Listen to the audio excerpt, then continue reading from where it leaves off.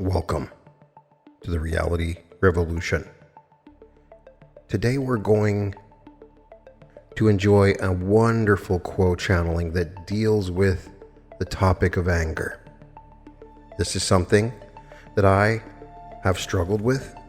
Oftentimes I have anger that comes out of nowhere and I don't know where it's coming from. It is something that has flowered over a long period of time. This generally affects my health. And I'm aware that anger can lead to cancers and other terrible dysfunctions.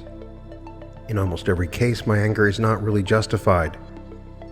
So how do I deal with this emotion that comes up as I move along the spiritual path? Quo answers this in a couple of channelings. Quo is a group of higher density, evolved beings channeled through a group called LL Research that answers questions of a spiritual nature.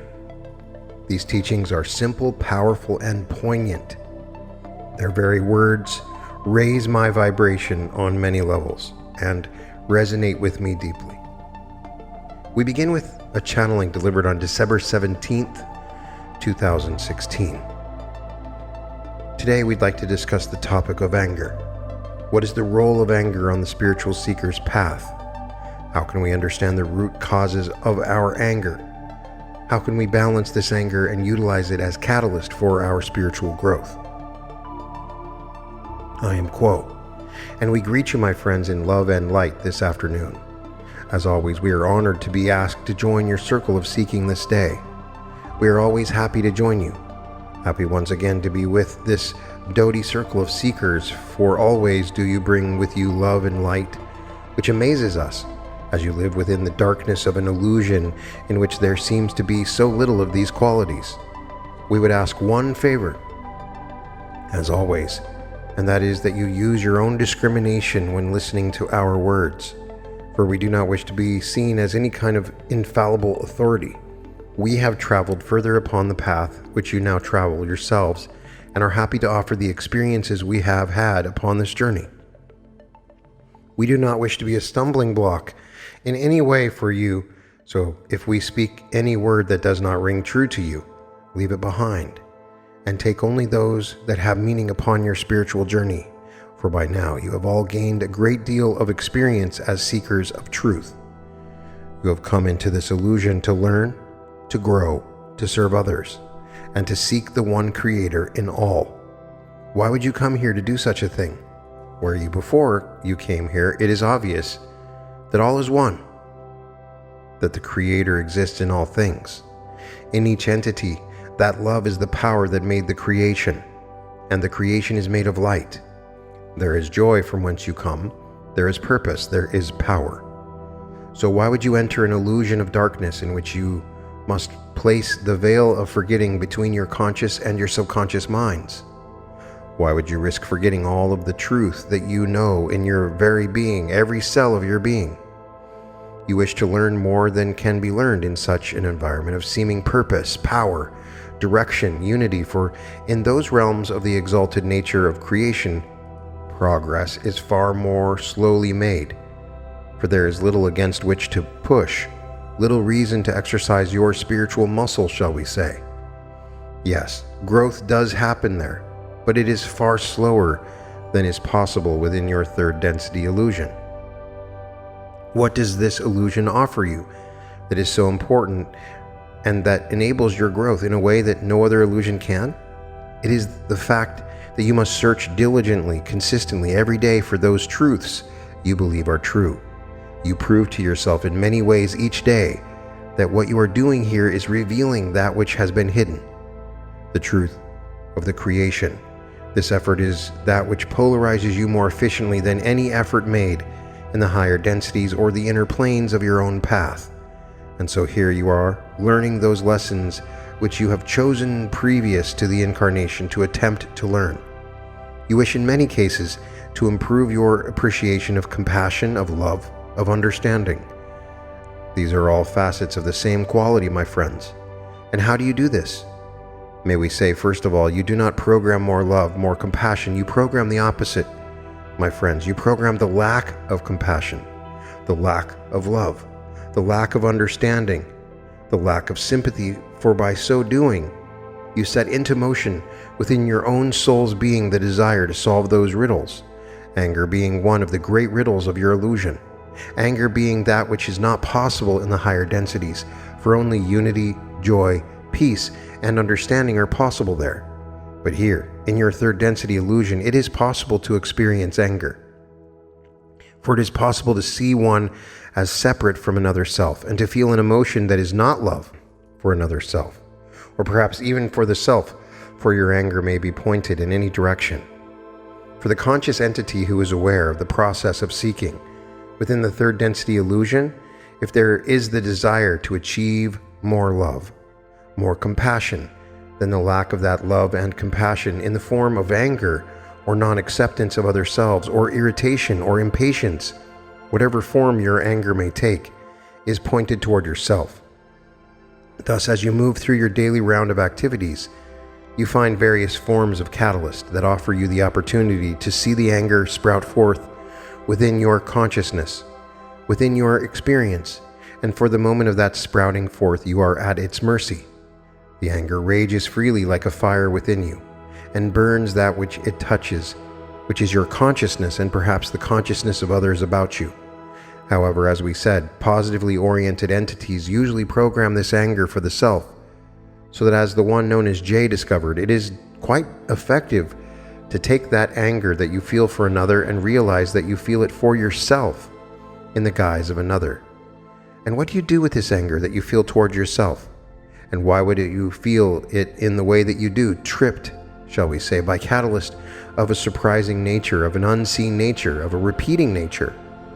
May we say, if you see certain types of catalyst repeating, you may see this as one of your basic lessons, programmed by you before the incarnation began, with hopes that during the incarnation you would discover the pattern and see where the anger was, what kind of catalyst trips it.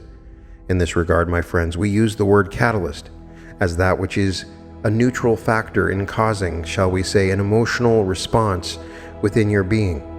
In this case, we are discussing anger, so the catalyst could be anything. It could be the flat tire on the road. It could be a sharp word of criticism from another person. It could be a family member who repeats certain behaviors that begin to, as you may say, get under your skin, to irritate you. And yet when you look at the true cause of the anger rising up within you, look at it within the meditative state, you see, if you see clearly, that the cause is your inability to accept some feature of your own being that has been reflected to you by another. This mirroring effect is what makes the interaction with other selves most important within your illusion, for it is other selves that reflect to you those portions of yourself of which you do not approve. In this case, it would be anger. Perhaps you could make a case. Well, so-and-so behaved in such and such a fashion, and wouldn't you get angry too? Such a response might be, well, I would get angry too if I were attempting to learn the lessons of compassion. For if you look with the eye of compassion, true heartfelt love, upon any situation and remove yourself from it, look from a distance, you may see, if you see clearly, the Creator experiencing itself through you. For is that not the reason for the creation? To give the Creator a variety of experiences that it would not have without your free will choices. And so you do. In everything that you do, give the Creator more intensity and variety of experience.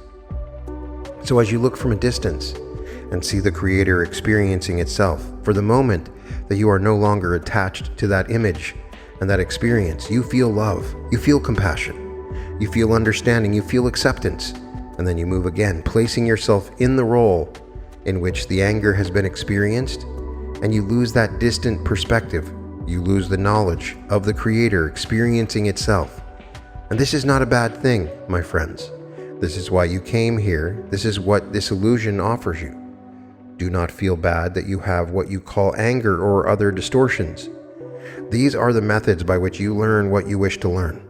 When you are experiencing such catalyst, know in your heart and in your soul you are doing what you came to do. Now, my friends, what shall you do with the anger besides feel it for the moment and then remorse later? We recommend that which those known to you as Ra suggest as a balancing exercise. For in this exercise you take the anger that has disturbed itself about you and colored your emotions with its very being, and you use it in a fashion which can result in the diminishing of the anger and in the increasing of love for yourself and for all the creation about you. Those of Ra have said that it is the nature of distortion, in this case anger, that in order to balance distortion, one must first accentuate it. That is the way of all distortions of all learning. So when you feel anger at the end of your day in your meditation, and we strongly recommend meditation, at the end of your day for this very purpose, relive again that experience that brought forth anger from you. See it as it developed. Feel again that anger mentally, then increase the anger to what you might call a ridiculous proportion, so that it is overwhelmingly powerful within your mind as you meditate upon it. And then at its height of its power, for just an instant, image its opposite. That is, the love that you wish to develop in this incarnation. As you image that love, rest back and observe it growing within your consciousness, larger and larger, within the inward mental picture, until it equals the ferocity of the anger that you have just created. Now you see that you have within you two means by which the one Creator can come to know itself. Accept yourself now for having both these means for the Creator to know itself contained within your being. This acceptance of yourself will seat this lesson more and more firmly within you each time that you use this balancing process. This is not a quick or easy program, my friends, but there is no balancing to your distortions. If there is no balancing to your anger in this instance, it shall continue for the rest of your incarnation, and the learning of love will come very, very slowly. It will come eventually, but not in the degree to which you had hoped. If you wish to accelerate the learning and the gathering of love within your being, then use the balancing exercises to do that very thing, for these exercises are that which allow your lower energy centers, most especially and occasionally the higher energy centers, to function more effectively, to allow the intelligent energy or the light, the prana of the one Creator from your sun body, your logos, to enter through your feet and lower chakras, and to move without hindrance through the entire system of chakras or energy centers. Eventually, it is the goal of each seeker to cause this energy to move through the red of the survival and sexual impulses, the orange of the emotional nature and one-to-one relationships, the yellow of the group involvement of the self, to the green of universal energy of love freely given, to the blue of free communication and inspiration, and to the indigo ray wherein there lies the one Creator, and the intelligent energy of that one Creator, and may be discovered by the seeker who is able to remove the blockages from the lower energy centers through the process of your balancing. Without removing these blockages, the energy of the one Creator is not able to progress upward in what you call the rising of the Kundalini. The blockage of this energy causes various difficulties within the human mind-body-spirit complex. If these blockages are not appreciated upon the mental and emotional level by your own being and balanced in meditation, there may well be the giving over of these blockages in symbolic form to the body complex, so that the development of various distortions that you call disease begin to have an effect within the physical body. The idea here being that if a disease is present in the body, the attention will be more fully focused upon the physical body, and the riddle of why the disease is there will be untangled eventually by the mental application of analysis, conjecture, balancing, and wholeness. Thusly, balanced, your energy centers at some point in your incarnation will be free to allow the energy of the one Creator to move higher and higher until the green ray energy center is activated. As this center is activated, then the harvest of the entity is near, for it is only necessary to clear the red, orange, and yellow in order to arrive at the green ray energy center, the ability to love and serve others about one, more than one loves and serves the self, for this is the positive path of which we speak. And we are well aware that each within this circle of seeking is a positively oriented entity, seeking to move the energies higher and higher in the positive sense. Then if you are a Dodi seeker, full of adventure and wishing to experience more catalyst, it is possible to move higher and higher within the energy centers, until eventually the prana of the one creator meets the intelligent infinity, the Polaris of the self, the North Star, residing within the indigo ray, and the fully experienced presence of the one infinite creator is possible. This is the great goal of all who seek this pearl of great price, shall we say. At this point, my friends, we shall open the possibility of questions for follow-up for this particular question. If we have not covered any point that you would wish to do so, is there a follow-up query at this time? Gary, quote, on the topic of anger specifically, Ra calls it a random energy. A couple of times in 46.9 they say random and undirected energy and random energy of anger. Do you know why they would associate that adjective with anger? I am, quote, and am aware of your query, my brother. The emotion of anger is one of such intensity that it is quite easy for the entity experiencing it to lose control, shall we say, to not be able to master the anger, not be able to corral it, to tame it, but to be at its mercy. In this regard, it is random in its effect upon the mind-body-spirit complex. For most of the emotions that you will encounter in your balancing process are not so, shall we say, violent in their expression within the mind and the emotions of the seeker. Is there another query, my brother? No, thank you, quote. I am, quote, and we thank you, my brother. Is there another follow-up query to this question at this time? B writes, my husband experiences involuntary shaking while meditating. While it seems it isn't common, we know this happens to others and are aware of certain religions and cultures who also have experiences such as the Quakers, Shakers, Bushmen, and other shamanistic cultures. It seems to us to be a sort of fast track in spiritual development and healing. Can you please speak on this particular type of meditation and its purpose? Also, if my husband finds himself so inclined and able, would teaching this ability of shaking meditation be a useful service to others in this time of transition? I am, quote, and I'm aware of your query, my brother. This facility for the, shall we say, artificial encouragement of the Kundalini energies to rise from the red ray upwards is often accomplished by certain breathing and exercise techniques that will, in a sense, begin this process that the entire incarnation has been achieved to pursue.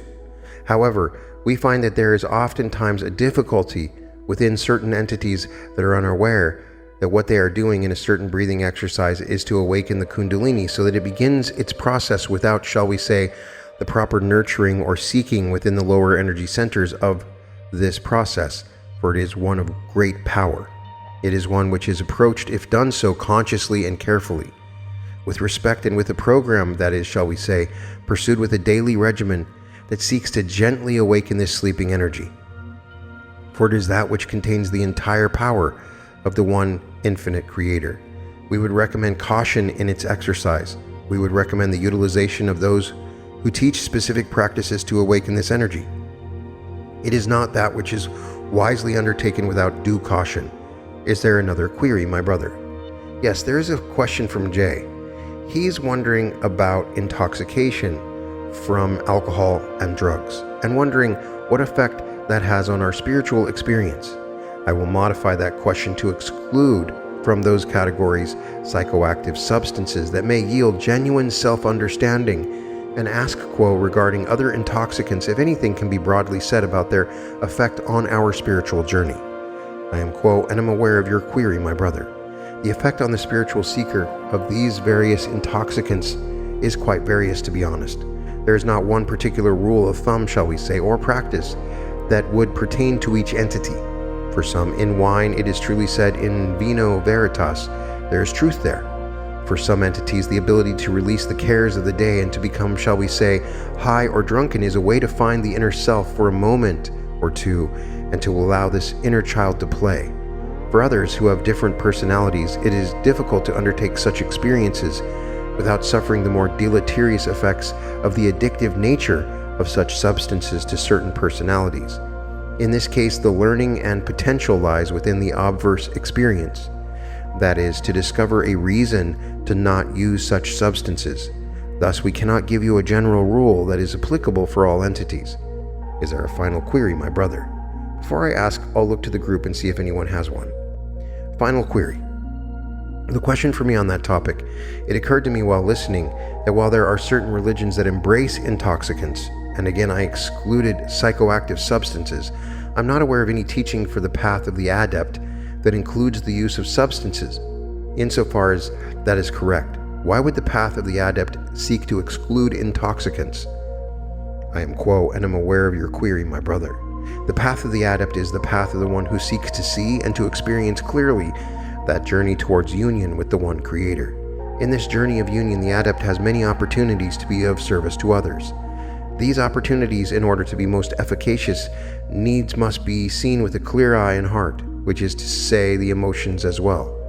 The use of intoxicants is that which for the time of the use blurs the vision, shall we say. We do not say this is true for each and every seeker. In this case, we offer it as a potentially general rule that the adept would be one who has freed itself from those qualities of the outer world which detract from its journey of seeking union. Many experiences in the outer world, as you would have called it, or as we have called it, may seem at times to be most helpful and indeed provide catalyst of a useful nature. But as the seeker of truth, which we are calling the adept, proceeds further and further along its path, it will discover that those qualities of the outer world which at one time were happy experiences no longer have attraction. The world and all its lures falls away, and the inner world only is that of importance to such a seeker, for only within the seeking of truth by meditation, by contemplation, by prayer, by fasting, by giving oneself completely to the will of the Creator, can the true seeker achieve this goal of union with the one Creator. My friends, we thank you for inviting us once again to your circle of seeking. It has been a pleasure, an honor, and a treasure to be with you. You may not be able to see the love and light that you create when you come together, for your eyes may not yet have opened to it. But we see this love and light. We see it as a tower of power that is flaming bright, reaching to the heavens, calling to all who seek the light and serve the light, to rejoice in its presence, and we thank you again for inviting us this day. We are known to you as those of Quo. We then move to a channeling delivered on July 12th, 1991. The question we deal with this morning has to do with anger. Where does anger come from? How can we use it? How can we heal from it? There's a feeling of being out of control that people who are sensitive to other people's feelings fear. There's the fear of the injury that would be caused by the anger. There's the fear of the actual feeling of the anger, the feeling of not being able to control it, that there would be some damage done. There's the great unknown of where does it come from within ourselves. Is there a value to anger? Can we use it constructively after the anger is past? How can we use it to heal up whatever wounds were caused before or during the anger?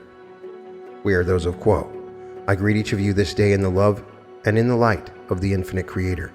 We bring greetings to this group from our brothers and sisters of Hatonn, who are called to be with this group this morning and yet prefer not to speak, but simply to aid in the meditation process of those present.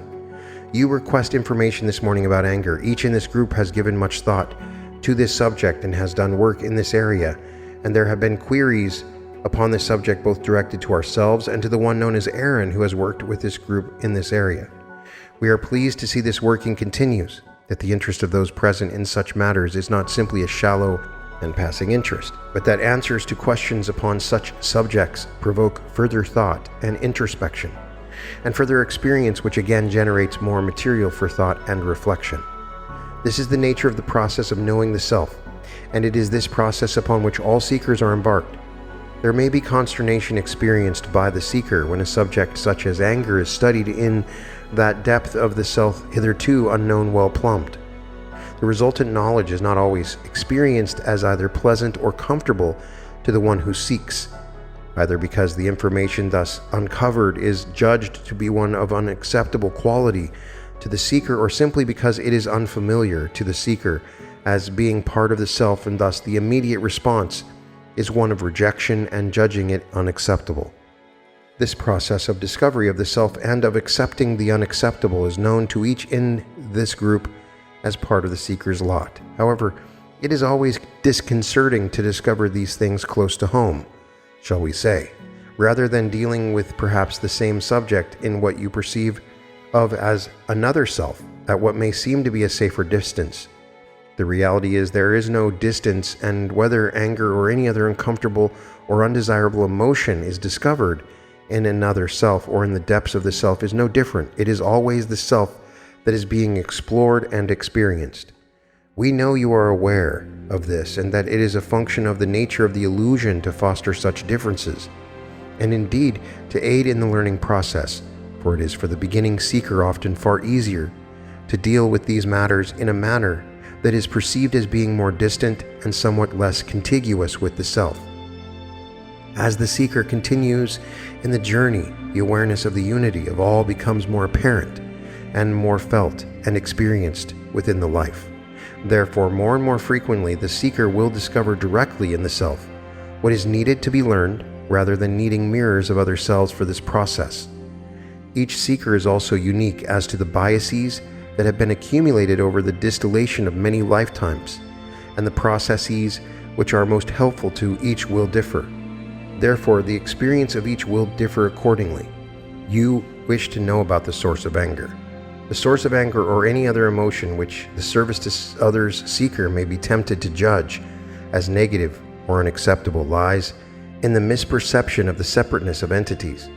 For in order to feel the emotion of anger, there must needs be an object of the anger, and this object is necessarily seen as being separate from the self. Therefore, a very simplistic answer would be that if all things were realized in their true unified form, there would be no anger, for there would be no separate objects. This is a gross oversimplification of metaphor.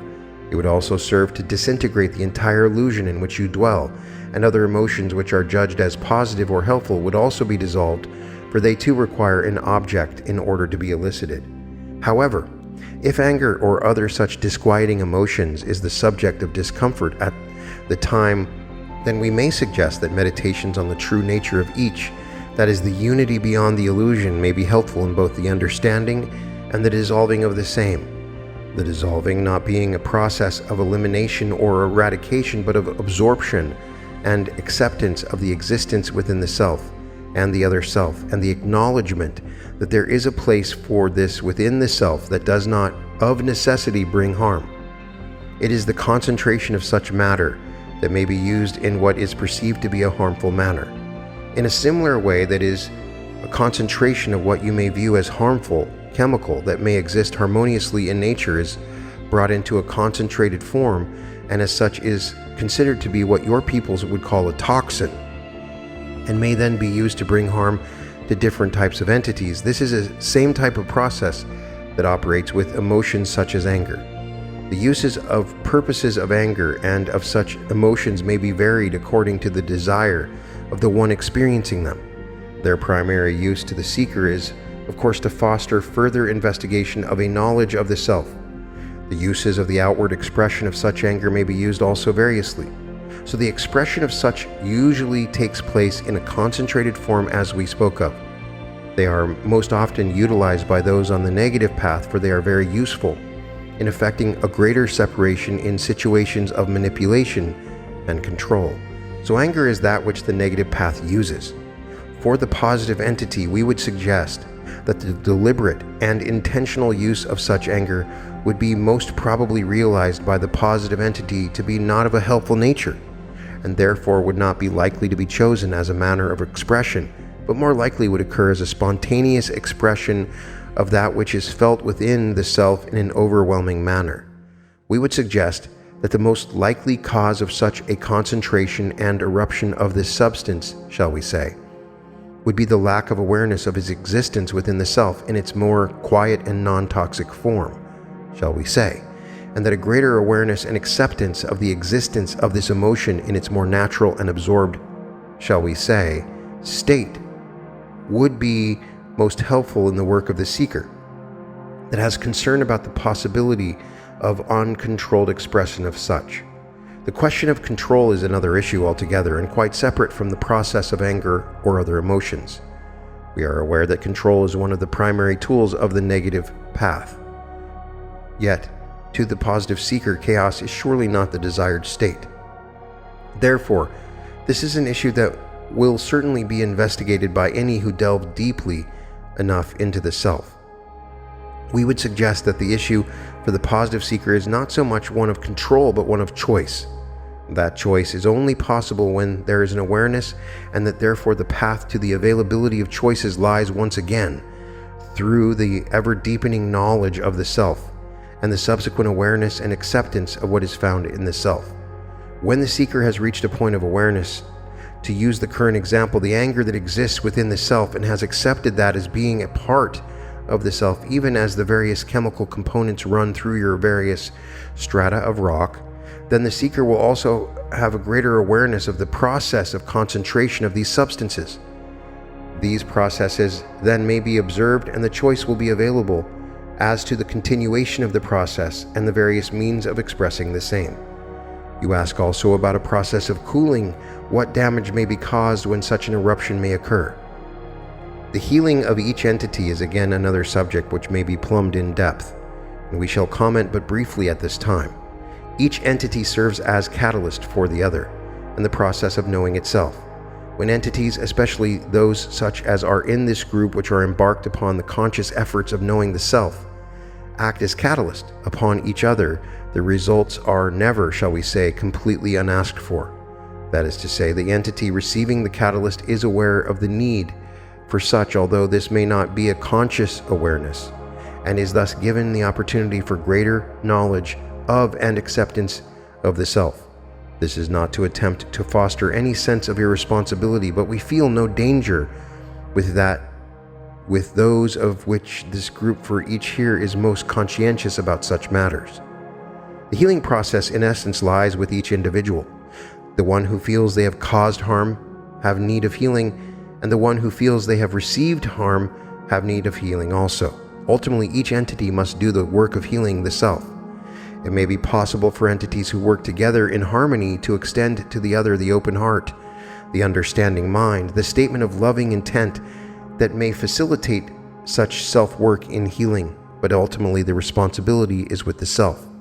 The popular, shall we say, concept of healing seems to imply a reversal of whatever action has taken place, so that the effect is that it never happened. We would suggest to you that the true nature of healing is rather the process of absorption, acceptance, and ingestion, shall we say, into the self of whatever concept is being offered.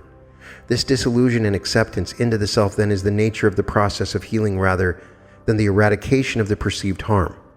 We realize this concept is somewhat at variance with those concepts commonly held within your society, and would suggest that each look within the self for the verification of such as always. We urge each to take from our words only that which rings true to the self, and set aside all else, perhaps for another time, perhaps never. We would at this time transfer the contact to the one known as Jim, and will be happy to continue with any further questions upon this subject or any other. We thank this instrument and this group, and leave this instrument now in love and light. We are those of Quo. I am Quo, and greet each again in love and in light. At this time, we would ask if we may further speak upon any topic, if there is a query yet remaining upon the mind. Question. First of all, thank you. There is an aspect that especially interests me because I'm used to being very honest, even to the point of bluntness. And I discovered that when the anger hit me, I had two choices, either to sulk and pout and to be silent and repress it. I couldn't keep it in check. There was no way I could do that, but I wanted to say things because I wanted to express my opinion on it. I wanted to hurt somebody else. It's a real foreign feeling for me. And there was nothing true that I could say that would do this for me, so the only thing I could do was to think things that I virtually knew at the time were untrue. And I played the victim, but it was a means of taking this thing that I felt like a real poison and getting it out of my system. When the communication is definitely not going to be true in terms, it seems like it's better to say false things than to say nothing and let it go longer. What is the best way not to tell the truth if you don't have any choices but to tell a falsehood if you're angry because whatever you're trying is true? Is that still better? It seems to be still better than being silent and sulking. Why is there any need to say lying, hurtful things when the anger is there? I am Quo, and am aware of your query, my sister. The emotions that culminated in the expression of anger for you yesterday are emotions that have taken some time to find their fullest flower, shall we say. It was not just the experience of just a moment, but the experience of a lifetime of feeling that you had been abandoned and that there was no other entity that could give you the comfort that you sought. When one feels emotions that are of such a deep nature, which have been worked upon in a conscious fashion for a significant portion of the incarnation, And when there is a trigger that is seemingly unrelated, it is well to go, shall we say, with the flow of the emotions, and to speak in a spontaneous fashion, so that whether what is said makes sense or not, it is said with the true feelings that generate the words. This allows a beginning and entry into the deeper emotions which are more to the point or the heart of the experience. It is well, of course, in such situations that one have at one's disposal, at one's service, another self which is willing to work with the self in this manner. The great fear of each of you experiences of anger is that there will be a further enraging of the experience, not only for the self but for the other self, and a further confusing of the catalyst that has brought the both of you together in this culmination of emotion. It is very, very helpful to be able to express freely to another self that which is upon the mind or of one's heart, shall we say, and to explore the ramifications. For in almost every instance, your conversation and thought processes proceed upon a symbolic or surface level, so that what is really the genesis of the feelings may be hidden both to the one who speaks and to the one who listens. This is the great value of communication and dedication, perseverance of communication. This will allow you to uncover the areas of your experience that are more fundamental, that have been sown with a certain seed, that has not been fully exposed to the light of the sun, that it might grow in a natural way and produce a fruit that is obvious and easy to appreciate. The emotions that are deeper and which are often the true cause of an outburst of anger are those seeds which have not yet fully received the light of the sun, the full light of one's conscious attention and recognition of the kind of seed that has been planted, who has planted the seed, and who has tended the seed as the gardener. Thus, we do not recommend the repressing of any emotional experience, even that of anger, unless the entity with whom one is expressing these energies is, because of being a stranger or being too young to understand, unable to partake in the experience without suffering on its part great confusion or misapprehension of a gross nature. We find that the experience of the anger is, fortunately in this case, that which is experienced with those that are more closely known to and aligned with the self, as the self and other selves seek to relate in a manner which is intimate and compassionate and is so on a stable basis. Thus, we would recommend that the spontaneous expression of all emotions is that which is most helpful in what you call the long run, so that these expressions of emotion become the point at which you begin to delve more deeply into the experience with another self that is compassionate and understanding concerning your needs and your fears. Is there a further query? Question: would something like saying, "I know these are all lies," work?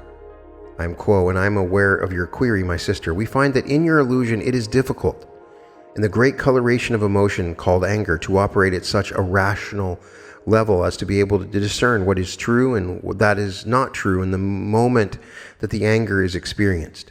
Or if one were able to do this, the great energy of the anger would be blunted insofar as the realization of what was being said was untrue. Whether what is felt and said is true or not is relatively unimportant in the moment of the expression of the anger. It is well to express that which is, shall we say, on the tip of the tongue, and that which wishes to rush from the mouth and from the heart. Then the process of sorting and evaluation may begin by looking at all that was said, even those areas of expression which one later determines to be untrue. For that moment of anger in that particular experience may yet hold some value for the self as one relates these speakings to earlier experiences or other experiences within the incarnation, so that there may be a kind of following of a trail of that which was spoken, so that there may be a possibility of gaining greater understanding as this trail is followed and discussed and shared in an open fashion with the other self. Is there another query, my sister? No, I really thank you. I am Quo. I also thank you, my sister, for your query and for your dedication. Is there another query at this time? I'm Quo.